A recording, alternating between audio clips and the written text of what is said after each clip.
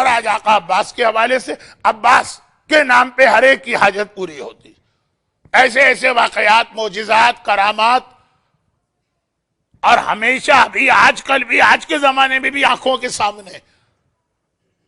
کوئی وجہ تو ہوگی نا. اللہ، میں نے کل بھی عرض کیا تھا، عادل ہے.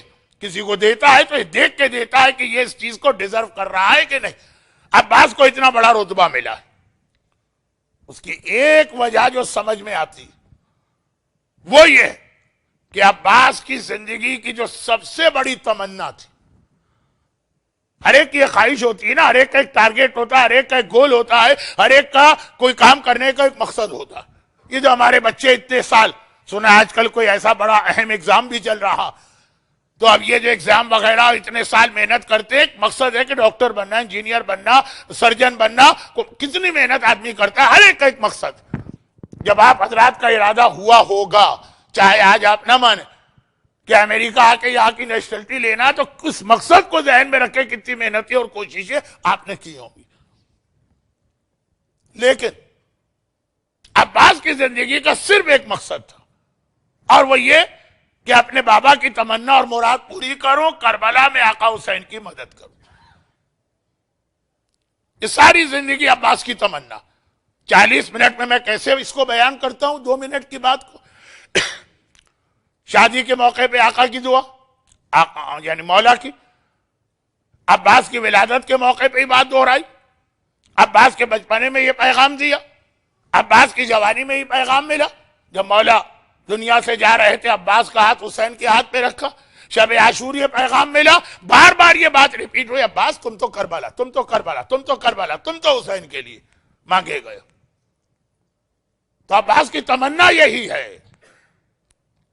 آج بات بہت آگے بڑھ گئی، ورنہ پہلے میرا ارادہ تھا کہ اس عظیم خاتون کا بھی تذکرہ کروں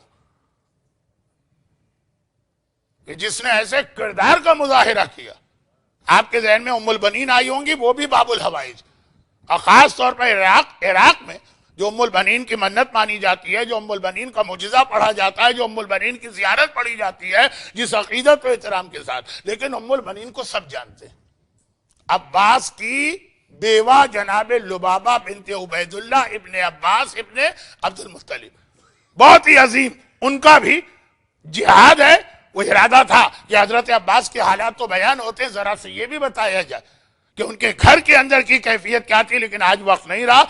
آج کے بعد اگلی میری تقریر بھی چوتھے امام کے بارے میں، تو وہاں تو یہ چوتھے امام ہی کے اتنے حالات ہیں، شاید آخری 2-3 تقاریر میں یہ نامکمل بات وہاں مکمل کروں. آج صرف عباس، ہر جگہ یہ سنا. اور پھر جب کربلا میں وقت آیا، عباس نے حکم حسین پر اپنی تمنا قربان کر دی.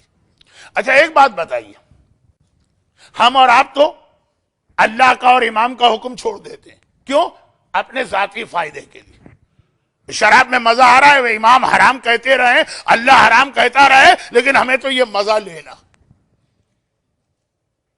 حرام بیچنے سے ہمیں کیش مل رہا ہے، ڈالر مل رہا ہے، اللہ کہتا رہا، امام کہتے رہے، ہمیں ڈالر چاہیے، نہ اللہ چاہیے، نہ امام چاہیے. یعنی کوئی اپنی زبان سے نہیں کہتا، لیکن ایکشن، باڈی لینگویج وہ بھی تو بتاتی ہے نا. اللہ کہتا رہے، امام کہتے رہے، عباس کہتے رہے، حجاب حجاب حجاب. ہم امام باڑے میں تو حجاب کر لیں گے، اس کے باہر نہیں کر سکتے حجاب. مزہ آتا ہے بے حجابی میں، مزہ ہوتا ہے نا، ورنہ کیوں کرتے بے حجاب؟ ایسا کوئی قانون نہیں ہے کسی حکومت کا کہ بے حجاب نکلو تو روزانہ تمہیں $100 دیے جائیں گے، بلکہ بے حجاب نکلنے پہ ڈالر خرچ کرنا پڑتے ہیں. ہمارے انڈیا پاکستان میں بہت سی عورتیں، میں ذاتی طور پہ جانتا ہوں، اس لیے برقع پہن لیتی ہے کہ برقع پہننے کے بعد نہ کپڑوں کی فکر، نہ زیورات کی فکر، نہ میک اپ کی فکر ہے، گئے کام کر کے آگے. اور بے حجاب نکلیں گے تو پھر تو بیوٹی پارلر اور میک اپ اور یہ سب بھی ہونا چاہیے. خرچ کرنے کو تیار، کیوں؟ مزہ آتا. ہم اور آپ یہ سارے اپنے مزے کے لیے، نہ اللہ یاد رہتا ہے، نہ امام، نہ عباس. لیکن عباس ذرا دیکھیں وہ کیا قربانی دے رہے ہیں.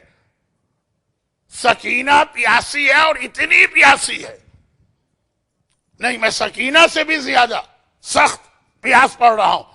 اصغر پیاسا ہے، اور اتنا پیاسا ہے کہ فوج یزید رو دی. اتنے ظالم، اتنے سنگدل، اتنے پتھر دل یزیدی رو دیے. کیا عباس نہیں دیکھ رہے تھے یہ منظر؟ اصغر کی شہادت اور عباس کی شہادت میں فاصلہ ہی کتنا. عباس دیکھ رہے ہیں اور طاقت رکھتے ہیں کہ تلوار چلا کے پانی لے کے آ جائیں. جب آقا نے پانی کے لیے بھیجا تھا تو تلوار رکھوا لی تھی، خالی نیزہ دے کے بھیجا تھا. اگر عباس کے ہاتھ میں تلوار ہوتی تو ہرملہ کی بھی مجال نہیں تھی کہ تیر چلاتا. اصغر تڑپ رہا ہو، سکینہ تڑپ رہی ہو، بیمار امام سجاد بخار کی کیفیت میں، اور پانی کا ایک قطرہ بھی اس کے گلے سے 3 دن سے نہیں اترا، اور عباس یہ دیکھ رہا ہو، اور عباس کو پتا ہو کہ میرے بابا نے مجھے کیوں مانگا، اور پھر اس لیے وہ خاموش رہے کہ امام کہتے ہیں کہ میں اجازت نہیں دے رہا. ہمیں اور آپ کو بھی اجازتیں نہیں ہیں، لیکن ہم امام کی کسی اجازت کی نعوذ باللہ پرواہ کرتے ہیں؟ اپنے معاملات میں نہیں کرتے. وہاں تو اصغر کی بات ہے. یاد رکھیے کہ اگر میں ہوتا مجھ سے تو شاید برداشت نہ ہوتا. میں کہہ دیتا آقا، اگر میرے پاس اتنی طاقت ہوتی، آقا حسین اللہ چاہے جہنم میں جلائے، اصغر کی پیاس بجھانا ہے چاہے میں جہنم میں چلا جاؤں. لیکن عباس نے کتنی اطاعت کا مظاہرہ کیا. سیرت عباس کا یہ پہلو یاد رکھیے. اصغر و سکینہ کی پیاس کو برداشت کر کے بھی طاقت رکھ کے صبر کرنا، کیونکہ امام منع کر رہے ہیں. امام کے حکم کی ایسی پیروی کرو تو عباس بنتے ہو. ہم اور آپ کتنی چھوٹی چھوٹی باتوں میں اللہ، رسول، امام سب کو بھول جاتے ہیں. یہ تو عباس کی سیرت کا ایک اہم ترین پیغام کہ دیکھو حکم خدا اور حکم دین کے بارے میں کبھی بھی کمپرومائز نہ کرنا. جو آ گیا حکم آ گیا، آنکھیں بند کر کے ماننا. برحمتک یا ارحم الراحمین وصلی اللہ علی محمد وآلہ